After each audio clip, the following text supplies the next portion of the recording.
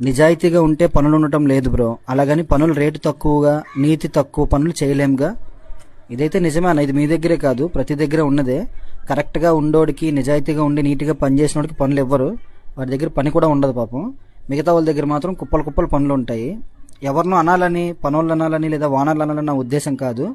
చాలా మంది ఓనర్లు ఏంటంటే ఇప్పుడు పని నీట్గా అవ్వాలా లేదనేది పక్కన పెడితే తక్కువగా అయిపోవాలి, ఎవరు తక్కువ చేస్తే వాళ్ళకే పని ఇస్తాం అన్నట్టుగానే ఉన్నారు. అందరూ కూడా అలాగే ఉన్నారు. మ్యాక్సిమం 100కి 75% అలానే ఉన్నారు. మిగతా 25% అర్థం చేసుకున్నారు, అరే ఆడు కష్టపడుతున్నాడు, ఆడి కష్టానికి తగ్గ డబ్బులు ఇవ్వాలని. కానీ మిగతా వాళ్ళు కొంతమందికి అవన్నీ అనవసరం లేదు. ఎవడు ఎలా పని చేసినా పర్లేదు, మాకు పని అయిపోవాలి. ఒక రోజులో ఇల్లు కట్టేసి ఇచ్చినా సరే హ్యాపీగా పర్లేదు. నిజాయితీగా ఉంటే పనులు ఉండటం లేదు బ్రో. అలాగని పనులు రేటు తక్కువగా, నీతి తక్కువ పనులు చేయలేంగా. ఇదైతే నిజమే అన్న, ఇది మీ దగ్గరే కాదు ప్రతి దగ్గర ఉన్నదే.